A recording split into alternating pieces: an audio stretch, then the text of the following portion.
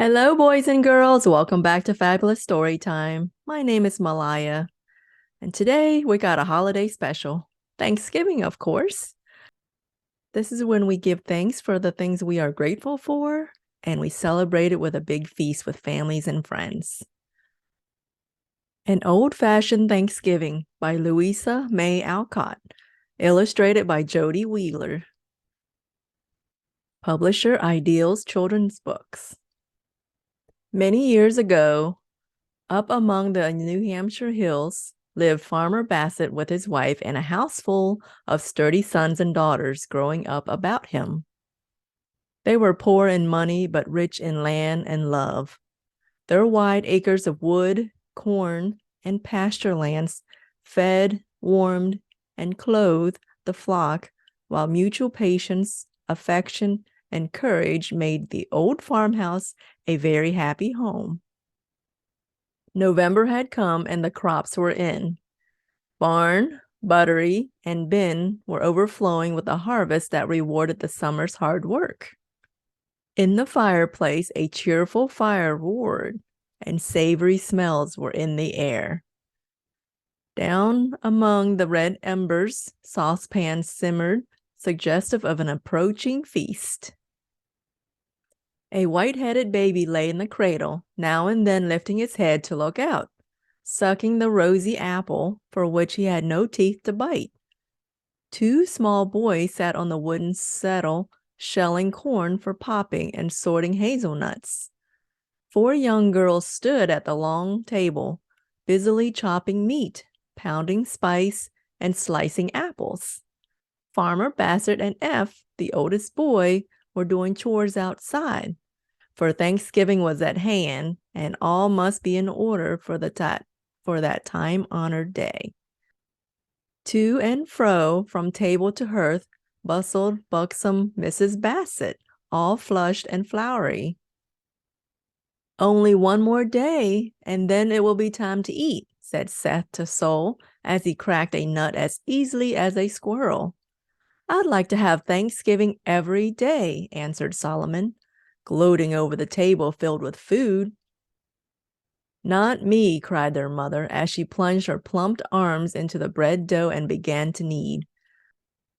"I think it's real fun to have the Thanksgiving at home," said Tilly, the eldest daughter, pausing to take a sniff of her spicy pesto. "But I'm sorry that Grandma is sick. We can't go there as usual." "Here's a man coming up the hill lively. Guess it's Gad Hopkins. Pa told him to bring a dozen oranges if they weren't too high," shouted Sol and Seth, running to the door, while the girls smacked their lips at the thought of this rare treat. Baby threw his apple aboard as if getting ready for a new cargo. But all were disappointed, for it was not Gad with the much-desired fruit. It was a stranger who threw himself off his horse and hurried up to Mr. Bassett with some brief message that made the farmer drop his axe. The man said old Mr. Chadwick told him to tell Mrs. Bassett her mother was failing fast, and she'd better come today. A few words told the story, and the children left their work to help their mother get ready. By the time the old yellow sleigh was at the door, Mrs. Bassett was waiting with the baby done up like a small bale of blankets. "Now, Eph, you must look after the cattle and keep up the fires, for there's a storm brewing," said Mr. Bassett. "Tilly, put extra comfortables on the beds. I shall come back the minute I can leave Mother. Pa will come back tomorrow night anyway, so keep snug and be good." "Yes'm, yes'm, goodbye, goodbye," called the children, as Mrs. Bassett was packed into the sleigh and driven away, leaving a stream of directions behind her. Eph immediately put on his biggest boots and surveyed his responsibilities with a paternal air. Tilly tied on her mother's keys and began to order about the young girls. They soon forgot Granny and found it great fun to keep house all alone. The few flakes that caused their father to predict bad weather soon increased to a regular snowstorm, for up among the hills, winter came early and lingered long. But Tilly got them a good dinner, and F kept a glorious fire. When the moon-faced dock behind the door struck 9, Tilly tucked up the children under the extra comfortables, and having kissed them all around as Mother did, she crept into her own nest. When they woke, it was still snowing, but the little Bassets jumped up and broke the ice in the pitchers. After a brisk scrub, they went downstairs with cheeks glowing like apples. "Now, about dinner," began Tilly. "Ma didn't expect us to have a real Thanksgiving dinner," interrupted Prue doubtfully. "I can roast a turkey and make a pudding as well as anybody, I guess," cried Tilly, determined to enjoy her brief authority. "Yes," cried all the boys, "let's have dinner. Ma won't care. Pa is coming tonight, so we won't have dinner until late. That will give us plenty of time," added Tilly. "Did you ever roast a turkey?" asked Roxy with interest. "Should you try?" said Rhodey in an awestruck tone. "You will see what I can do. All you have to do is let me work," commanded Tilly. So Tilly attacked the plum pudding. She had seen her mother do it many times, and it looked easy. But she forgot both sugar and salt, and she tied the preparation so tightly in the cloth that it had no room to swell, so it would come out as heavy as lead and as hard as cannonballs. Happily unconscious of these mistakes, Tilly popped it into the pot of boiling water. "I can't remember what flavoring Ma puts in it," Tilly said, as she soaked her bread for the stuffing. "Seems to me it's sweet, marjoram, or summer savory, so let's put in both." "The best herbs are in the attic. You get some, Prue," commanded Tilly, diving into the mess. Prue set aside her onion chopping and trotted away in haste to the dark attic. But with a nose that smelled only onions, she got catnip and wormwood instead. Eager to be of use, she pounded up the herbs and scattered them into the large bowl. "It doesn't smell just right, but I suppose it will when it is cooked," said Tilly as she filled the empty turkey. Then, well satisfied with her work, she set it by till its hour came. It took a long time to get the vegetables ready, for the girls thought they would have every sort. F helped, and by noon all was ready for cooking. "Now you all go and sled while Prue and I set the table and get out the best china," said Tilly, bent on having her dinner look good, no matter what its other failings might be. Out came the rough sleds, on went the round hoods, old hats, red cloaks, and moccasins, and away trudged the 4 younger Bassets to amuse themselves in the snow. F took his fiddle and scraped away in the parlor, while the girls, after a short rest, set the table. The cloth was coarse but white as snow. They had no napkins and little silver, but the best tankard and Ma's few wedding spoons were set forth in state. The place of honor was left in the middle for the oranges yet to come. "Doesn't it look beautiful?" said Prue when they paused. "Pretty nice. I wish Ma could see it," began Tilly when a loud howling startled both girls and sent them flying to the window. The short afternoon had passed so quickly that twilight had come, and now they saw 4 small black figures tearing up the road to come bustling in, all screaming at once, "The bear! The bear, F! Get the gun!" F had gotten down his gun before the girls could calm the children enough to tell their story. Down in the holler, sledding, we heard a growl, began Sol, with eyes as big as saucers. I saw him first, looking over the wall, roared Seth. Awful big and shaggy, quavered Roxy, clinging to Tilly. Rhodey hid in Prue's skirt and piped out. His great paws kept clawing at us, and I was so scared my legs would hardly go. We ran as fast as we could, and he came growling after us. He's awful hungry, added Sol, looking about for a safer retreat. F, don't let him eat us, cried both little girls, flying upstairs to hide under their mother's bed. No danger of that, you little geese. I'll shoot him as soon as he comes. Get out of the way now, boys, F said as he raised the window. There he is. Don't miss, cried Seth, following Sol, who had climbed to the top of the cupboard. Prue stationed herself by the hearth as if bent on dying at her post, but Tilly boldly stood at the open window, ready to lend a hand if the enemy proved too much for F.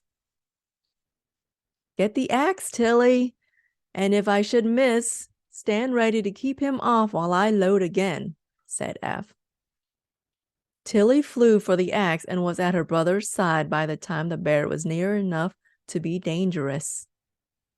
Fire, F, cried Tilly firmly. Wait until he rears again. I'll get a better shot, answered the boy. Prue covered her ears, and the small boys cheered from their dusty refuge up among the pumpkins. Suddenly, Tilly threw down the axe, flung open the door, and ran straight into the arms of the bear, who stood up straight to receive her. The growlings changed to a loud ha ha. That startled the children more than the report of a gun. It's Gad Hopkins trying to fool us, cried F. Gad, how could you scare us so? Laughed Tilly. Gad drew a dozen oranges from some deep pocket and fired them into the kitchen window with such good aim that F ducked. Prue screamed, and Sol and Seth came down much quicker than they went up. Well, I upset my sleigh, and the horse left me, so I tied on my buffalo skins to tote them easy and walk until I saw the children sledding. I just meant to give 'em a little scare, but when they ran, I kept up the joke to see how F would like company, roared Gad, haw-hawking again. You'd have had a warm welcome if I'd have put a bullet in you, old chap, said F, coming out with the children. Come in and have dinner with us, cried Tilly, trying to escape. Pa will be along soon, I reckon. I can't. My folks will think I'm dead if I don't get along home, said Gad, taking a kiss from Tilly's rosy cheeks. His own cheeks tingled with the smart slap she gave him as she ran away, yelling that she hated bears and might use the axe next time. Sakes alive, the turkey is burnt on one side, scolded Tilly. Well, I couldn't think of dinner when I expected to be eaten alive, said Prue, who had tumbled into the cradle when the rain of oranges began. Tilly laughed, and all the rest joined in. The spirit of the younger ones were revived with sucks from one orange which passed quickly from hand to hand. The older girls dished up the dinner and were struggling to get the pudding out of the cloth when Roxy called out, Here's Pa! There's folks with him, added Rhodey. Lots of them. I see 2 big sleighs chock full, shouted Seth. It looks like a funeral. Guess Grandma's dead and come up to be buried here, said Sol solemnly, causing the older children to run to the window to see. If that's a funeral, the mourners are uncommon jolly, said F, as merry voices and laughter broke the white silence without. I see fat Aunt Cynthia and Cousin Hetty, and there's Moses and Amos. I do declare, Pa's bringing 'em all home to have some fun here, cried Prue. Oh, I'm so glad I got dinner, cried Tilly, while the twins pranced and the small boys cheered. The cheer was answered heartily as in poured father, mother, baby, aunts, and cousins. Isn't Grandma dead at all? Asked Sol in the midst of the kissing and handshaking. Bless your heart, no, answered Ma. It was all a mistake. Mother was sitting up as chirk as you please, and dreadful sorry you didn't all come. What in the world set you getting up such a supper? Asked Mr. Bassett, looking about him. Tilly modestly began to tell, but the others broke in and sang her praises in a sort of chorus, in which bears, pies, and oranges were oddly mixed. Satisfaction was expressed by all, and Tilly and Prue served dinner. Sure, everything was perfect. But when big cousin Moses took the first taste of the stuffing, he nearly choked on the bitter morsel. Tilly Bassett, whatever made you put wormwood and catnip in your stuffing? Demanded Ma, trying not to be severe, for all the rest were laughing, and Tilly looked ready to cry. I did it, said Prue, nobly taking all the blame, which caused Pa to kiss her on the spot and declare that it didn't do a mite of harm, for the turkey was all right. Well, I've never seen onions cooked better, said Aunt Cynthia. All the vegetables are well done, and the dinner is a credit to you, my dears. The pudding was an utter failure, in spite of the blazing brandy in which it lay, as hard and heavy as one of the stone balls on the great gate.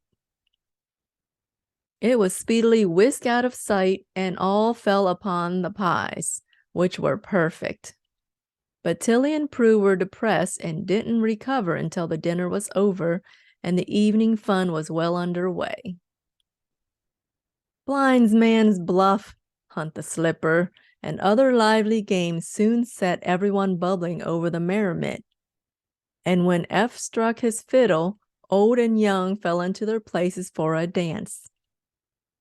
Apples and cider, chat, and singing finished off the evening, and after a grand kissing all around, the guests drove off in the clear moonlight, which came in just in time to cheer their long drive.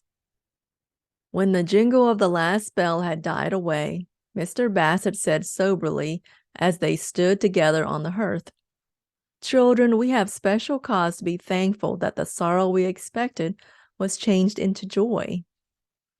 So we'll read a chapter before we go to bed and give thanks where thanks is due."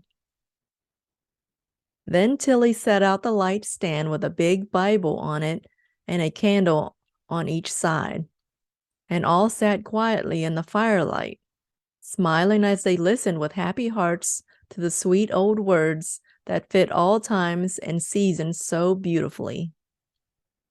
When the good nights were over and the children in bed, Prue put her arm around Tilly, for she felt her older sister shaking and was sure she was crying. "Don't mind about the old stuffing and pudding, dearie," Prue whispered tenderly, "because nobody cared. Ma said we really did do surprising well for such young girls." The laughter Tilly was trying to smother broke out then, and was so infectious that Prue could not help joining her, even before she knew the cause of the merriment. "I was mad about the mistakes, but don't care enough to cry. I'm laughing to think how Gad fooled F and I found him out. I thought Moses and Amos would have died over it when I told them. It was so funny," explained Tilly when she got her breath.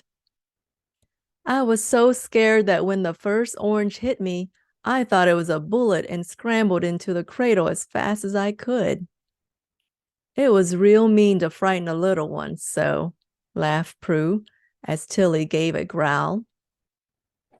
Here's a smart rap on the wall of the next room caused by a sudden lull in the fun, and Mrs. Bassett's voice was heard, saying, "Girls, go to sleep immediately, or you'll wake the baby." "Yes'm," answered two meek voices, and after a few irrepressible giggles, silence reigned, broken only by an occasional snore from the boys or the soft scurry of mice in the buttery, taking their part in the old-fashioned Thanksgiving. That was a wonderful old-fashioned Thanksgiving story from Louisa May Alcott. Thank you for joining me in today's holiday book reading. And please don't forget to subscribe. Thank you. Bye now.